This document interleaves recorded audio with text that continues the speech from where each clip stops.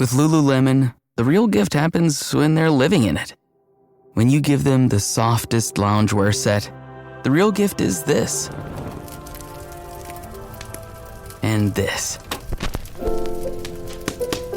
And this. This holiday, Lululemon makes it easy to give a gift that goes beyond. Open the moment. Shop now at lululemon.com. How would you like a 15% discount to my daily email, the stack of stuff, the show notes, discounts to the conference, all of that? All you need to do is text the word show to 33777. You'll get the annual subscription with a 15% discount to my daily email. You'll get the stack of stuff, the links to the show notes, discounts to the conference, and so much more. All you have to do is text the word show, SHOW, to 33777. Text show to 33777.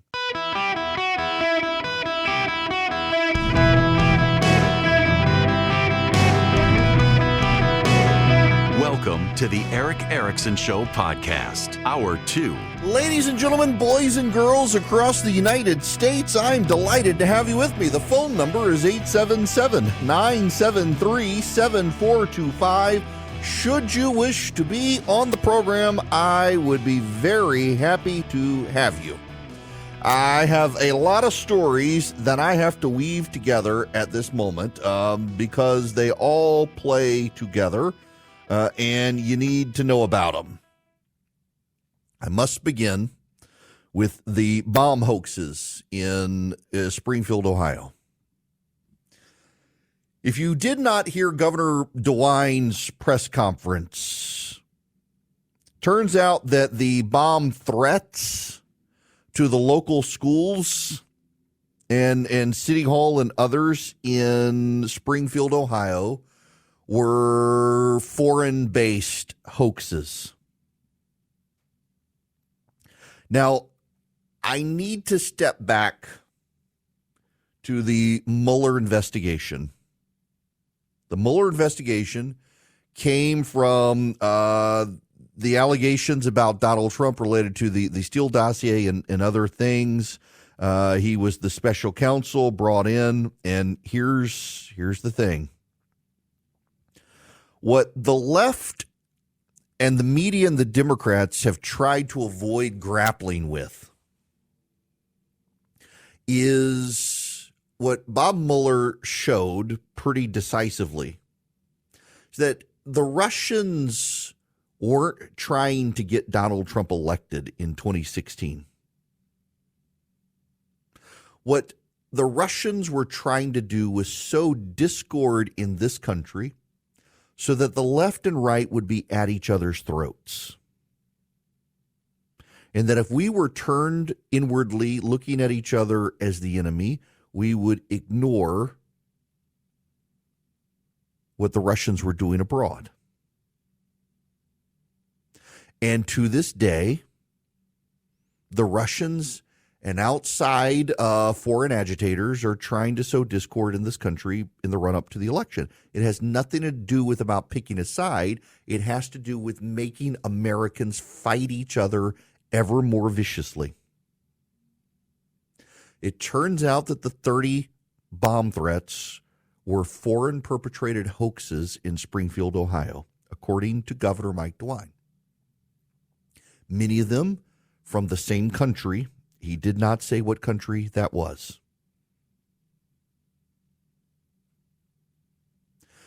Now, let's also tie that to the story of Tenet Media, where the FBI alleges that Russia Today worked with a woman and her husband who were Canadian, and then paid a number of American commentators large sums of money, hundreds of thousands of dollars, for not a whole lot of work, to produce videos that advanced a Russian talking point, a Russian line that sowed more discord and division in this country. Now, those who were paid, it appears, probably didn't know they were being paid, but I do kind of think that if you're being paid several $100,000 a month for not a whole lot of work, you should probably ask some questions. That they didn't want to ask questions means they probably had suspicions, particularly knowing supposedly that the person involved was foreign from another country, and that was a created person. It was actually the Russians. The Russians are trying to stir up division in this country. The Chinese are doing it as well. So now let's fast forward to the Trump assassination story. This is the second assassination attempt on Donald Trump. And what the left is doing and what the media is doing is Calvin ball. If you're unfamiliar with the concept of Calvin ball comes from the cartoon Calvin and Hobbes. The boy Calvin and his imaginary but very real tiger Hobbes, Calvin would play Calvin ball. And the rules of Calvin ball were very simple. There were no rules except they benefited Calvin. And the rules would always be changed so that Calvin could always win. That was Calvin ball. And that's what the press is doing, and that's what the Democrats are doing with the assassination attempt on Donald Trump. And it ties into this situation because I have a friend. I know many of you don't care for my friend Anna Navarro. She was on The View. I think the world of Anna and her husband. We just vehemently disagree on politics. She and I get along very well, and we just don't talk about politics. She despises Donald Trump, as does her husband. I have known her for longer than I've known many of you. And we just don't talk about politics. We don't talk to each other on a regular basis these days. But I need to play you this bit from Anna on CNN. And I don't tend to like to engage with friends of mine, particularly if they're not here with me to talk about it. But I got to play you this audio. I agree with you. It's, I think we should all question the rhetoric. The problem is that Donald Trump, who I think, if you were doing hurricane categories, he's on hurricane category 5, whereas the other side might be a 2. And Donald Trump and J.D. Vance are not questioning their rhetoric. Right now, because of their rhetoric, because of what he said in that debate, there's been 33 bombing threats in Springfield, Ohio. That would not have happened but for this false conspiracy theory being spread by the vice presidential and presidential Republican candidate. And those Haitians in Springfield, Ohio, and those students and the people that are victims of these threats and everything that's going on there don't have 24/7 Secret Service, right? They're on their own. She might not have known at the time she said it. I'll give her the benefit of the doubt. They were hoaxes spread by foreign agitators who wanted to divide this country.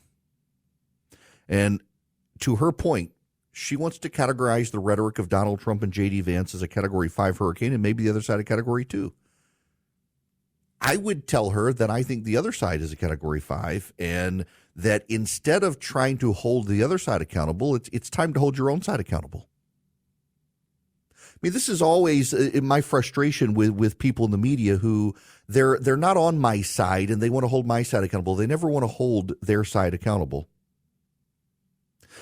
It relates to, for example, Nikemia Williams, who is a Georgia congresswoman, went on CNN with Cassie Hunt. Listen to this conversation. I'd like to start just with what J.D. Vance said there and your reaction to how he talked about Kamala Harris. So it's no secret that I'm not a Trump supporter, but when I heard the news, I don't want that for anyone, regardless of their party. And what I heard from J.D. Vance is no one has tried to kill Kamala Harris. Would he want that? Why would you say that in a time when we're talking about bringing down the temperature and changing the rhetoric and bringing the country together, unity, moving forward? We can disagree on policies, but we don't want anyone to have an assassination attempt. That's true. That's true. But notice that she gets to respond to this comment from J.D. Vance.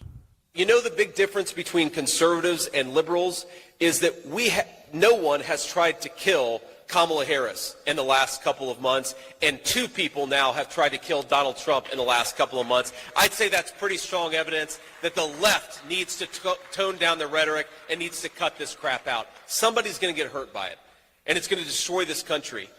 He's right, by the way. But notice what CNN did there. What Cassie Hunt on CNN did is she allowed this Congresswoman Williams, to respond to J.D. Vance to suggest that he's trying to get Kamala Harris killed, as opposed to pointing out that there have been 2 assassination attempts on one person in this country, and it's Donald Trump. And back to Ana Navarro's point that the Democrats are a Category 2 hurricane, he's a Category 5. You may think that, but I don't think that. And here's why I don't think that. Because on MSNBC on a daily basis, they refer to Donald Trump as a would-be tyrant who would take back power if he gets elected and never give it up. That he's the second coming of Hitler. That we are in the pre-Third Reich phase of this country. We're headed into the Third Reich. Michael Beschloss, the noted historian on Morning Joe and other programs, has said he's a tyrant. If someone doesn't stop him, he's going to be a tyrant and not give up power. And he's not alone. Regularly on MSNBC, that network in particular, they talk about Donald Trump as if he gets elected, he's never leaving power. Somebody's got to do something. The President of the United States, Joe Biden, refers to Donald Trump as a threat to democracy. Now, here's the more important point. You guys on the left believe that Donald Trump incited an insurrection with his words by telling people to storm the Congress. So did Joe Biden and Kamala Harris not inspire would-be assassins by saying if Donald Trump's not stopped, he's going to be an authoritarian, he's a threat to democracy? Did Michael Beschloss and the gang at MSNBC not inspire assassins? Because I got to tell you, James Hodgkinson, who attempted the mass assassination of Republican members of Congress, was an MSNBC viewer who heard on MSNBC the Republicans were harming old people with their attempt to repeal Obamacare. And remember, Democrats said people would die if net neutrality was repealed. People would die if the Trump tax cuts went through. People would die if Obamacare was repealed. And this guy decided he was going to stop the deaths of many by taking the lives of a few. That's from Democratic rhetoric. You listen, if you want to say Donald Trump's rhetoric is a Category 5 hurricane, okay. But don't tell me that the left, when they say that grandma's going to go off a cliff, this was a Democratic mail piece showing Paul Ryan shoving a grandmother off a cliff, that's not Category 5. Don't tell me that Democratic politicians saying people will die if Obamacare is repealed, we got to stop them, isn't Category 5. If you're going to classify them according to the hurricane scale, you can't tell me Democrats with a straight face telling people Republicans are going to kill people isn't serious. Where did Donald Trump say the Haitians are killing people? He said they're killing their pets. I don't know that Donald Trump said the Haitians are killing people in Ohio. Oh, but wait, a Haitian did kill an 11-year-old boy in Springfield, Ohio. The left doesn't want to hold themselves to the standards. It's Calvin ball here. Listen, this is again on MSNBC. Again, on MSNBC. It's always MSNBC. No question about it, but my point about whataboutism still stands. And you know that we're in a fact-free zone here, Joe. So you issued that challenge, and you're absolutely right. There's never been a Democratic leader or a Democratic candidate for president who has used rhetoric like telling Proud Boys to stand back and stand by. Never, never. But I promise you, as we speak right now, your social media feed is filling up with backbenchers and state assembly people from Oregon, et cetera, who have said unwise things. But my larger point is here, if we succumb to the destruction of moral discernment that comes with a reliance on the what about defense, they do it too. We're done. We're done. Notice how they don't want to be held accountable on their own rhetoric. They notice the pivot. You're going to get examples, but those examples don't matter. Only Donald Trump matters. Joe Biden and the Democrats say if Donald Trump's not stopped, democracy's over. That's the president of the United States of America. It is that network, MSNBC, that regularly says that Donald Trump is going to destroy the country, that our days may be at an end if Donald Trump isn't stopped. That's that network. And so they want to play Calvin ball and say, Donald Trump says these terrible things. And when you get examples in your social media feed of Democrats, well, those don't really count. We can't do this both sides thing. Only Donald Trump does. And now you've got Democrats, you've got The Atlantic, you've got all of these other outlets saying, well, Donald Trump's kind of asking for it. His rhetoric is so outlandish, he's kind of asking for it. It's always the Republican rhetoric that's outlandish. But remember, George W. Bush was a racist. John McCain was a racist. Mitt Romney was a racist. They were always racists. They were always vilified. Every one of them was vilified. Remember George W. Bush, when he ran for office in 2000, 2 men in Texas had tied a black man to the back of a truck with chains and dragged him to kill him. George W. Bush executed those men in Texas. As governor of Texas, he signed their death warrants and killed them. Democrats attacked him for not doing enough to stop the lynching of black men in Texas, and it was as if George W. Bush was lynching black men in Texas because he didn't charge the 2 men he had executed with a hate crime. Democrats always apply the rhetoric to the Republicans and always find a way to make themselves not culpable. And you know what it is now? You've got David French from The Atlantic saying, well, the difference is the things Donald Trump says aren't true. The things the left says, they actually are true. So you really believe that the country is over if Donald Trump gets elected? I'm willing to bet you if Donald Trump gets elected, in 4 years, we're going to have another election. It's not that what you say is true. It's that what you say you hope other people believe is true. And you find a way to excuse yourself. And what we're seeing now is the left has now moved rapidly from these assassination attempts against Donald Trump are bad to he's asking for it. And that heats things up at a time the Democrats say they want to cool things down. Blinds.com Cyber Monday Last Chance is happening now. Don't miss out on up to 45% off site-wide. A Blinds.com design expert can help you make the perfect selection on your schedule. We can handle everything from measure to your whole home installed for one low cost. With over 25 million windows covered, Blinds.com is the #1 online retailer of custom window coverings. Save up to 45% site-wide, plus a free professional measure right now at Blinds.com. Rules and restrictions may apply. So I knew it was going to happen, and it has. I might as well respond because I've gotten more than one email in during the last segment. How can you be friends with Ana Navarro, someone who hates this country and has communist views and supports communist candidates? I actually know her. You know her from TV. I would disagree with your assessment that she hates this country or backs communist candidates. In fact, if you knew anything about the background of her or her husband, you would know that she doesn't support communists. She doesn't view Kamala Harris as a communist. And even though I might disagree with her on that, we're not friends because of politics. We were friends because we worked at CNN together and got to know each other off air well before Donald Trump was something. And this, I'm going to try not to be mean. If you can't understand the Bible's commandment to love your neighbor, because of that person's politics, you can't be friends with them. That's on you. It's not on me. I am friends with a lot of people who's vehemently opposed to their politics as they are to mine.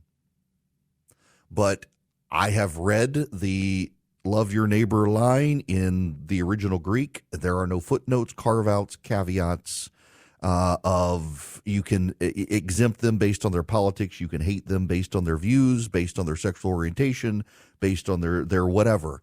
I'm sorry. I'm not going to abandon friendships with people whose views I disagree with.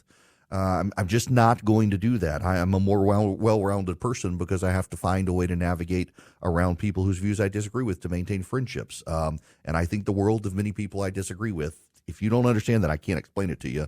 But you're not the person you could be if you were able to do that, and you'd be a better person if you could. Now, I got to tell you about the Eden Pure Thunderstorm. The 3-pack, you can get them for less than $200. Save $200 at EdenPureDeals.com. All you do is put in the discount code ERIC3, ERICK3 at EdenPureDeals.com. You go to EdenPureDeals.com and the Eden Pure Thunderstorm, it wipes out noxious odors, litter box repellers. I literally used it the other day in a hotel room because the people in the room next to me started smoking. Put down a wet towel under the door to keep the smoke out of my room and fired up the Eden Pure Thunderstorm, and it took out those odors. It's small. I travel with it. I can hold it in my hand. It's light, doesn't take up a lot of room. You can get 3 of them, upstairs, downstairs, your basement, your travel bag, wherever you need them. EdenPureDeals.com. The discount code is ERIC3, ERICK3, ERIC3 at EdenPureDeals.com. You can thank me later. They really do work. EdenPureDeals.com, discount code ERIC3.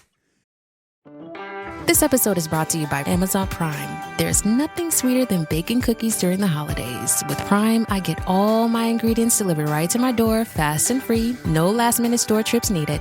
And of course, I blast my favorite holiday playlist on Amazon Music. It's the ultimate soundtrack for creating unforgettable memories. From streaming to shopping, it's on Prime. Visit Amazon.com/Prime to get more out of whatever you're into. Hello there. Welcome. It is Eric Erickson here. The phone number is 877-973-7425 should you wish to be on the program. I got to go somewhat down a rabbit hole with you here. So just follow along with me. There's increasing evidence that social media is bad and is actually a tie-in to blame for a lot of the mental health problems that we're having in this country. There's a piece in the Wall Street Journal, Jonathan Haidt and Will Johnson. Dr. Haidt's a social psychologist, spent a lot of time writing about social media and its ills and the effects of technology on kids. Let me just read you part of this. Was social media a good invention? One way to quantify the value of a product is to find out how many of the people who use it wish it had never been invented.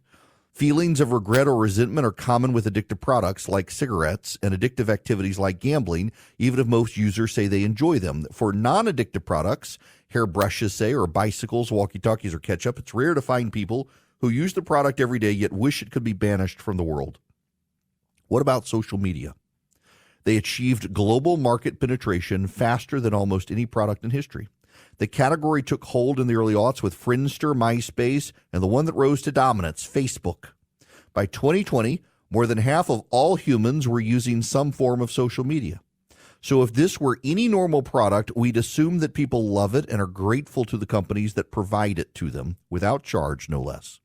But it turns out that it can be hard for people who don't like social media to avoid it because when everyone else is on it, the abstainers begin to miss out on information, trends, and gossip. This is especially painful for adolescents whose social networks have migrated since the early 2010s onto a few giant platforms. Nearly all American teenagers use social media regularly. They spend an average of nearly 5 hours a day on these platforms. So what does Gen Z think about social media? It's more like walkie-talkies where hardly anyone wished they had never been invented, or is it more like cigarettes, where people enjoy smoking, but more than 71% of smokers regret even starting? Turns out Gen Z hates social media, even as they use it more than anyone else. They're not happy with it. It's not just what it's doing to them, but also what it's doing to their family, what they see it being done to their parents. I have to say, I see it happening in my audience. I mean that lovingly. Let's take the Trump shooting in Florida as just one example. When John Hinckley attempted the assassination of Ronald Reagan, he had an idea of where Ronald Reagan was going to be, got up on a rooftop, was able to evade the Secret Service, and he was an insane person. And he got lucky, got a shot off, and nearly killed Ronald Reagan. He got lucky. When, what's his name? John Lennon's assassin killed him, same thing. A lot of luck was involved. Mark David Chapman, thank you, Jim. When Mark David Chapman killed John Lennon, there was a lot of luck involved in timing of where he was and stalking and everything else. We know about this guy in Florida that he was there based on cell phone records of what information we're learning. He was there for 12 hours from about 2 o'clock in the morning. And he took a chance. Donald Trump doesn't go to church on Sundays. Donald Trump goes to the golf course. Donald Trump didn't have a public schedule, which meant he wasn't on the campaign trail. So the odds are Donald Trump was going to go play golf. If he's at Mar-a-Lago on a Sunday, he's got several golf courses. Where do you go? Well, this guy chose the closest one to Mar-a-Lago that Trump owned. Turns out that's where Trump went. Because this man showed up at the golf course and waited in the bushes for 12 hours with a gun that he had tried to file off the serial number, there are people who are convinced he must have worked for someone. He must be an Iranian agent.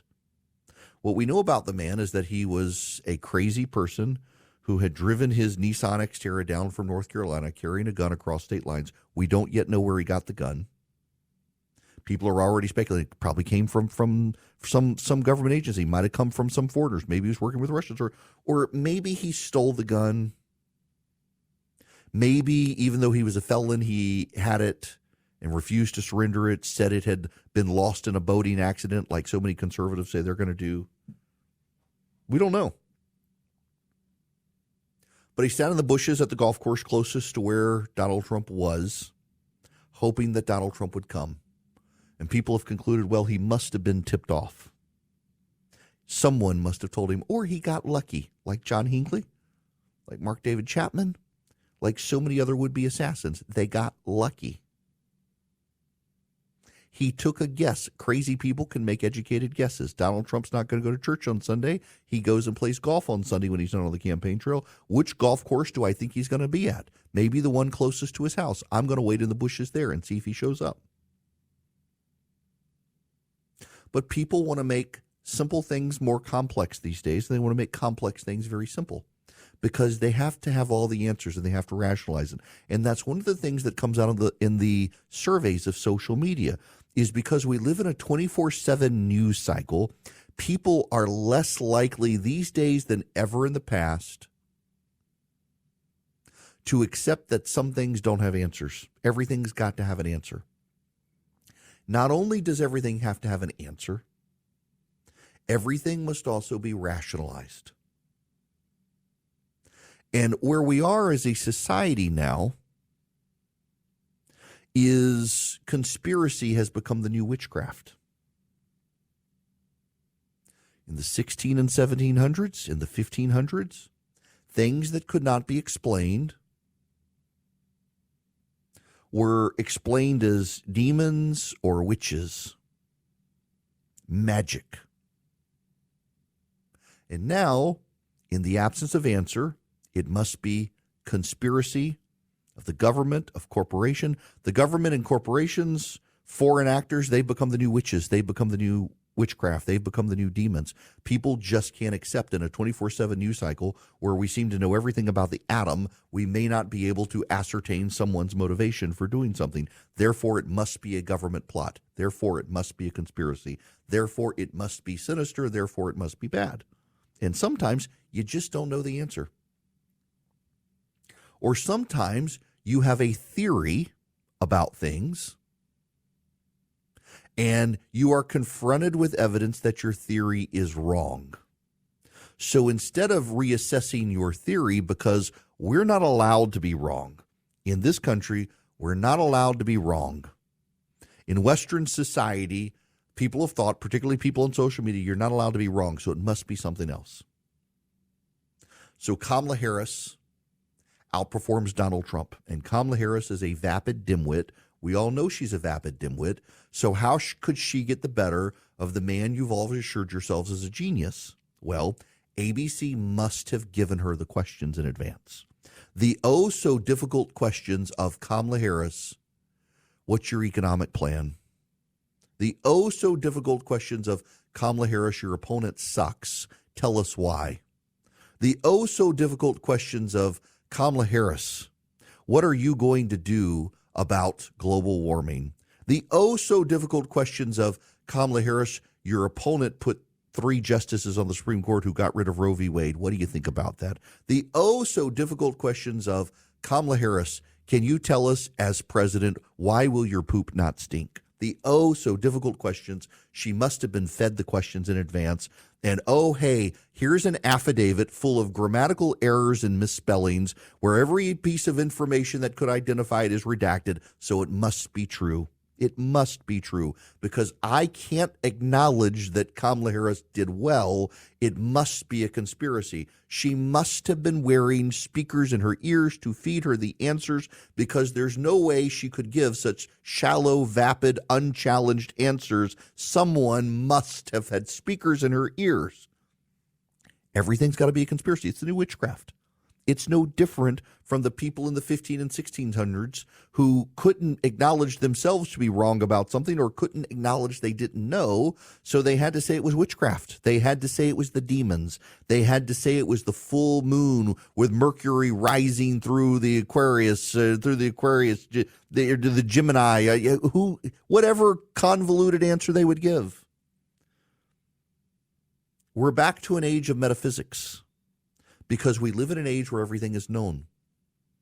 We can crack the code on the atom, and we can land rovers on Mars and send back high-definition video. So there can't be anything we don't know, and we can't accept that we don't know answers. And even in cases where the answers are slow going and the stories are developing over time, we must extrapolate based on the limited information we have to provide the answers, because in a 24/7 news cycle, God forbid we might have to wait a couple of weeks to find out where the gun came from for this shooter. Since he filed off the serial number, it must be from the Russians or the government or Antifa or Kamala Harris. That's what social media has done to our brains. That's what social media has done. And so then what happens is we get very mad at the people who tell us we're wrong. And they don't even say we're wrong. They just give you the truth. And you get mad at the truth teller because they're telling you either what you don't want to hear or you've reconciled in your brain and explained it. And so since you're a very smart person, you all know you're very smart people. If someone comes along and tells you you're wrong, well, that's a personal insult, even though you've extrapolated witchcraft from your conspiracy theory. That's what the data gets to with social media and why young people realize it's bad. It's not just because they're competing against other people. It's not just because it's their self-esteem. It's not just because they see themselves being left out of things that their friends have done and it draws in despair. It also causes them agitation and anxiety over the unknown.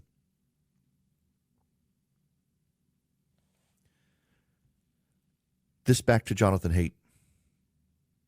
While respondents cite more benefits than harms, that doesn't justify the unregulated distribution of consumer products that it's hurting, damaging really millions of children and young adults. We're not just talking about the sad feeling from FOMO, the fear of missing out or social comparison. We're talking about a range of documented risks from the use of social media from heavy users, including sleep deprivation, body image distortion, depression, anxiety, exposure to content promoting suicide and eating disorders, sexual predation and sextortion, and problematic use, which is the term psychologists use to describe compulsive overuse that interferes with success in other areas of life. If any other consumer product was causing serious harm to more than 1 out of every 10 of its young users, there would be a tidal wave of state and federal legislation to ban or regulate it. That's what social media is doing to Gen Zers. But also, Gen Zers are noticing what it's doing to their parents. There's a great meme I love that Fox News and MSNBC are doing to our parents what they told us video games would do to us. We're so online, we're so tuned in, we're so plugged in, we must have answers to everything, and when the answers don't come quickly, we have to justify what's going on and explain it in our mind. And then when the answer does come along, because we've come up with an answer ourselves that is wrong, we can't acknowledge that we're wrong. And so we descend further into blaming witchcraft. The problem these days is that it's not actually witchcraft, it's conspiracy. Everything is a conspiracy. Everything has to have an answer. And when we can't find that answer, it's got to be the government or the corporation or the big bad thing we hate, which is the witches. And we descend further into a societal madness that has in part helped inspire 2 individuals to try to kill a former president of the United States. The 24/7 news cycle, always on demand for information that we then magnify through social media, is hurting a lot of people and rotting a lot of people's brains, and they don't even realize it's happening. Now, one of the rots out there is the left's agitation against, for example, gun rights. You know, the only time the left doesn't talk about gun control is when the bullets are aimed at Donald Trump. But what they're doing, progressives are trying to get banks to stop doing business with gun companies. I bring that up because I just referred a business to my friends at Old Glory Bank. They're a gun store. They were with a bank, and the bank sent them notice and said, we're closing your account. They wouldn't give an answer. So they went to a bigger bank, and that bank just flat out said, we're not doing business with gun stores because the left-wing shareholders of the bank have forced the bank not to do it. So I'm hoping they'll use Old Glory Bank. It's one of the reasons I love Old Glory Bank. One of the reasons they're my bank, because there have been a number of banks, it's a growing trend, where they turn off your bank account if you're a problematic person, if your political views don't align with them, if you try to buy guns through the bank, they just close your account. Old Glory Bank's not going to do that. They were formed by conservatives for conservatives, and they would love to be your bank. If you're interested in using a bank that protects your rights to do business with who you want to do business with and isn't going to be a nanny stater, Old Glory Bank, they're for you. OldGloryBank.com. OldGloryBank.com. You can get a no-fee checking, no-fee savings account. You can get a more advanced account with more features. They're even for I've got a no-fee checking and a no-fee savings account with them. I still can use their online tools, their budgeting and things like that. They're very, very good. Their online bill pay, very good. Even though I have a no-fee checking account, I get access to the online bill pay. They're great. And I can deposit cash, even though they're an online bank. I love that I can deposit cash. My old online bank, I couldn't do that with. I can do it with Old Glory Bank. You can too. OldGloryBank.com. OldGloryBank.com. Member FDIC. Equal housing lender. Terms and conditions apply. Welcome back. It's Eric Erickson here. The phone number, 877-973-7425. Just exchange an email with listener Kent, who pointed out that Calvin never, even though Calvin kept changing the rules of Calvin Ball to win, he never actually won, except once. I pointed out one time, to my knowledge, Calvin won Calvin Ball, even though he kept arranging the rules to make sure he could always win. That was one of the geniuses of that. I loved Calvin and Hobbes. It really was just the best comic. I have the big 3-volume set. And that Bill Watterson just kind of, like Gary Larson, the two best comics, Far Side and Calvin and Hobbes. And both of the comic creators just walked off into the night, which is kind of remarkable. I mean, Schultz did Snoopy Peanuts until he died, and it still goes on. They recycle the comics, and Snoopy was kind of the progenitor of all of them. And a lot of these comics have just I don't find Garfield all that memorable anymore. My dad loves the comic strip. I do too. There's a lot of wisdom to be gathered in comics, and there are some newer ones that are great. Who's the Viking? My dad always loved that one. I did too. But I mean, Calvin and Hobbes and the Far Side were genuinely regularly, consistently the most thought-provoking and funny. Far Side was very rarely very deep, but always very, very funny. And Calvin and Hobbes was always very funny, but actually had a deep philosophy behind it. Of course, the name of the comic right there, Calvin for John Calvin and Hobbes for John Hobbes, the philosopher, just kind of tells you right there the depth that you would get from the. It was just always such a great one. If you've never read a Calvin and Hobbes comic, you should. If you've never read a Far Side comic, you should. I make my kids read the Far Side comics. My wife and I reference them all the time. Kind of a sad era with the collapse of newspapers. Hagar, yes, Hagar the Horrible. Thank you, Nancy. Hagar, my dad growing up loved Hagar. Of course, my dad is Swedish and the Viking theme, and they're still pretty good, but they're not as good as they used to be. Helga, his wife, Hagar, the Viking, the Wizard of Id, so many of them, so good. But Calvin and Hobbes and the Far Side are the two very best. Peanuts may be the standard bearer, but Calvin and Hobbes and the Far Side were the best. When we come back, we got to move on. People are starting to worry about the future in very big ways. I got some thoughts.